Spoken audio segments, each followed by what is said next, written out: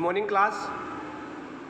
कल 2 पेज अपन ने नोट्स के रूप में डाले थे वीडियो के अंदर, तो हम आगे उसका डिस्कशन करते हैं वाया वीडियो क्लास।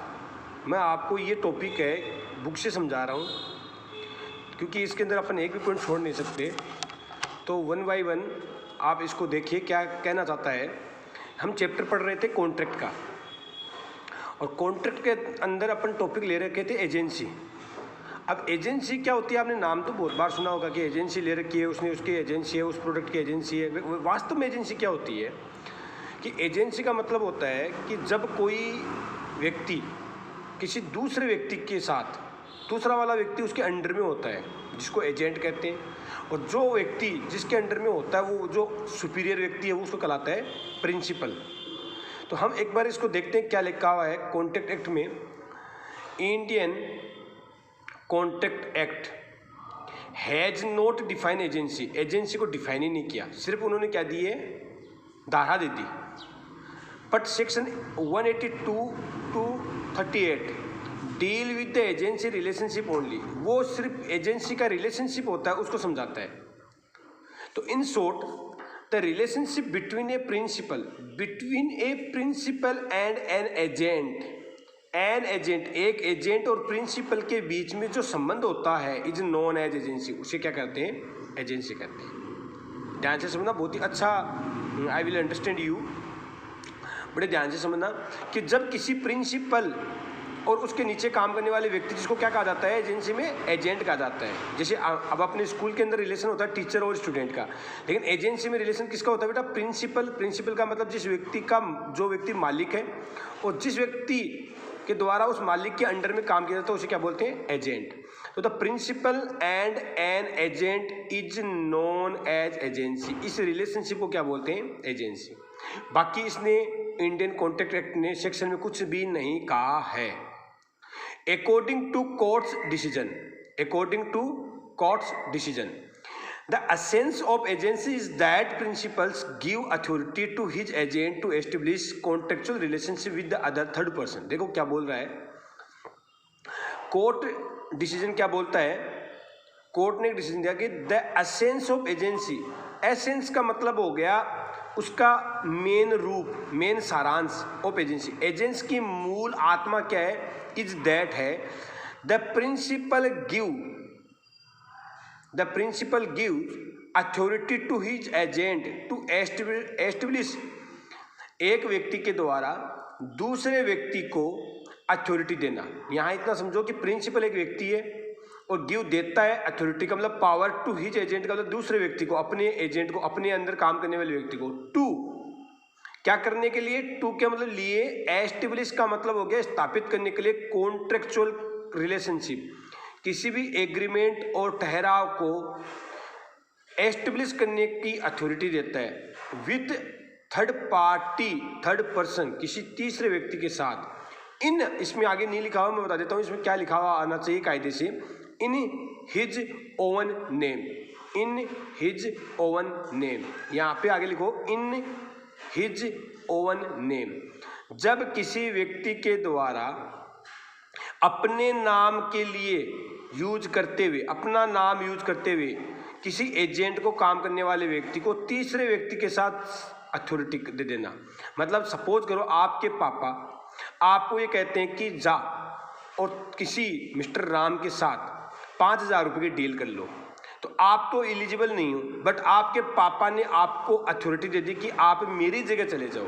इसका मतलब in the place of the your father जा सकते हैं अपन, उनके द्वारा अपन को अथॉरिटी दी जाती है। That is the called agency. Agency में क्या होता है, किसी प्रिंसिपल के द्वारा अपने नीचे काम करने वाले एजेंट को किसी थर्ड पार्टी के साथ संबंध बनाने के लिए, रिलेशन करने के लिए, किसी टाइप का ट्रांजेक्शन करने के लिए, कॉन्ट्रैक्ट करने के लिए अथॉरिटी देना खुद के नाम की जगह, दैट इज कॉल्ड एजेंसी। हम आगे चलते हैं। 10 इस प्रकार वी कैन से, हम कह सकते हैं that an agent is a person. Agent एक ऐसा व्यक्ति है employed to do any act for the another. हम कह सकते हैं कि एजेंट इज एक ऐसा व्यक्ति है जो एम्प्लॉयड होता है, नौकरी करता है, लगा हुआ है, जुड़ा हुआ है, टू डू काम करने के लिए, एनी एक्ट काम फॉर अनोदर, किसी दूसरे व्यक्ति का। किसका भैया, यहाँ टू अनोदर कौन हुआ, प्रिंसिपल, और टू डू रिप्रेजेंट अनदर, और दूसरे व्यक्ति को प्रेजेंट करने के लिए, in dealing with third person, किसके साथ, तीसरे व्यक्ति। सेक्शन 182 बोलती है कि एजेंट एक वो व्यक्ति है जो किसी दूसरे व्यक्ति के जगह काम करता है या दूसरे व्यक्ति को रिप्रेजेंट करता है, और दूसरा व्यक्ति क्या कहलाता है, प्रिंसिपल कहलाता है, और किसके साथ, थर्ड व्यक्ति के साथ कर सकता है। The person for whom such act is done or who is to be represented is called principal। जिस व्यक्ति के लिए काम होता है वो क्या कहलाता है, principal. The function of an agent is to bring, the function of an agent, जब एजेंट का function is to bring his principal into contractual relation with the third person, किसके साथ, कॉन्ट्रेक्चुअल रिलेशनशिप थर्ड पर्सन, तीसरे व्यक्ति के साथ संबंध बना सकता है।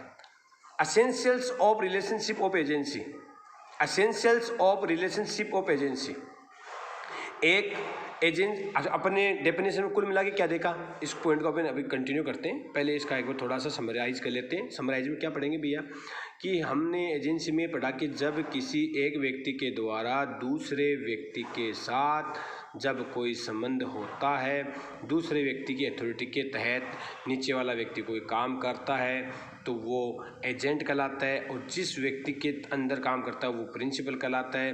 करने वाला एजेंट होता है, करवाने वाला प्रिंसिपल होता है, और प्रिंसिपल व्यक्ति के द्वारा तीसरे व्यक्ति के साथ संबंध करने के लिए एजेंट को अथॉरिटी दे दी जाती है। अब ये कह रहा है कि एक एजेंसी बनने के लिए कौन कौन से ऐसे मोस्ट इंपॉर्टेंट पॉइंट है जो ज़रूरी है। तो essentials of relationship of agency होने के लिए क्या ज़रूरी है, agency depend on agreement, agency किस पे डिपेंड है, agreement, but not necessary on contract, लेकिन वो कॉन्ट्रैक्ट जरूरी नहीं है। एजेंसी में कॉन्ट्रैक्ट होने की जरूरत नहीं है, सिर्फ एग्रीमेंट। अब आप ये मत पूछना मेरे को कि एग्रीमेंट और कॉन्ट्रैक्ट में क्या डिफरेंस है, पूरा चैप्टर पढ़ा दिया है।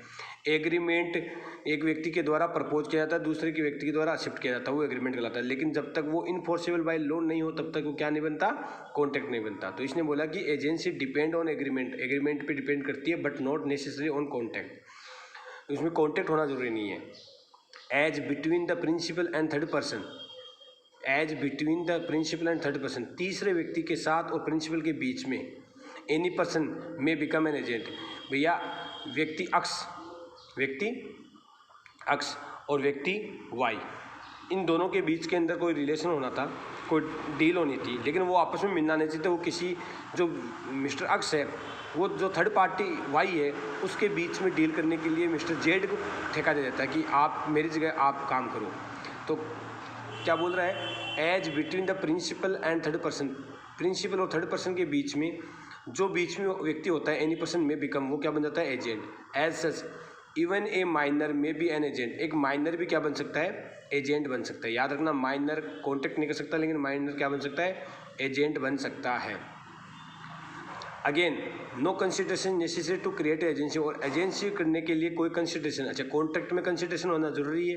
कॉन्ट्रैक्ट माइनर नहीं कर सकता, लेकिन कॉन्ट्रैक्ट में एजेंसी में कंसिडरेशन होने की जरूरत नहीं है। तो नो कंसिडरेशन की जरूरत नहीं है। Intention of the agent to act and on the behalf of the principal is essential for agency relationship. लेकिन है ना, एजेंट किसका द्वारा किया गया काम प्रिंसिपल के बिहाफ पे, उनका इंटेंशन एजेंट के रूप में होना चाहिए। इंटेंशन जरूरी है, इंटेंशन सही होना जरूरी है। अगर इंटेंशन सही नहीं है तो काम एजेंसी निभानी जाएगी। Who can employ an agent, agent कौन बन सकता है, पॉइंट क्या आता है बेटा, who can employ an agent, important है। Any person who is first not a minor, not a minor, who can employ, who can employ an agent, मतलब एजेंट कौन एम्प्लॉय कर सकता है। यहाँ पे पूछा कि प्रिंसिपल कौन हो सकता है, प्रिंसिपल, यहाँ पे ये इसमें लिख देते हैं कि कौन है प्रिंसिपल, ये लो मैं लिख देता हूँ प्रिंसिपल, दिख गया होगा ना। प्रिंसिपल कौन होता है, नॉट ए माइनर, प्रिंसिपल कभी भी माइनर नहीं हो सकता। इसका मतलब 18 साल से बड़ा व्यक्ति ही प्रिंसिपल बन सकता है, वो एजेंट रख सकता है। ये यहाँ पे पूछा who can employ an agent, agent कौन रख सकता है जो माइनर नहीं हो। ऑफ साउंड माइंड, जो साउंड माइंड है, साउंड माइंड का मतलब क्या होता है, जो स्वस्थ हो, जो दिमाग से सही हो, दिमाग की कोई बीमारी नहीं हो। नॉट डिसक्वालीफाइड बाय लॉ, जो किसी भी लोग के द्वारा डिसक्वालीफाइड नहीं हो। बाय एनी कंपनी और कॉरपोरेशन, किसी भी कंपनी के द्वारा रखा जा सकता है, कॉरपोरेशन भी रख सकती है। और गार्जियन और any person appointed by law, guardian और any person appointed by law. जो व्यक्ति कोई लॉ के द्वारा अधिकृत किया गया है वो व्यक्ति गवर्नमेंट का कोई भी टाइप का काम करने के लिए एजेंट रख सकता है। Who may be an agent, agent कौन बन सकता है? Who may be an agent, agent बन कौन सकता है? Any person who is authorise to act as such may be an agent. Any person who is authorise to act, any person who is authorise, वो व्यक्ति जिसको authorise किया जाता है किसी काम को करने के लिए, as such may be an agent, वो एजेंट बन सकता है। As the agent does not make contact on his own behalf, agent अपने बिहाफ पे कोई भी कॉन्टैक्ट नहीं कर सकता। It is not necessary that he should be have contractual capacity, वो कोई जरूरी नहीं कि उसके पास कॉन्ट्रेक्चुअल कैपेसिटी हो। इसका मतलब कह सकते हैं माइनर भी बन सकता है, कंसिडरेशन देने वाला भी बन सकता है। इवन ए माइनर आ गया ना इसमें, in a person of unsound mind may be an agent, ये देखो मोस्ट इंपॉर्टेंट। इसका मतलब जो माइनर व्यक्ति है, जो अनसाउंड माइंड है, वो भी क्या बन सकता है? अगर किसी व्यक्ति का काम कर देता है तो एजेंट बन सकता है। Thank you so much. ज़्यादा अपन नहीं पढ़ेंगे, ये इतना है, इतना को मैंने अच्छे से समझा दिया कि एजेंट के, एजेंसी किसे कहते हैं, एजेंट और एजेंसी के बीच में रिलेशनशिप होता है, कौन कौन व्यक्ति एजेंट बन सकता है, कौन एजेंट बन सकता है, कौन व्यक्ति प्रिंसिपल बन सकता है, ये अपन ने चीज़ देखी है। ध्यान से पढ़ना, समझने की कोशिश करना। इसी का नेक्स्ट वीडियो अपन स्टार्ट करेंगे कल, ये वाला डिफरेंस बिटवीन एजेंट और सर्वेंट, सर्वेंट और एजेंट में क्या फ़र्क है। Thank you so much.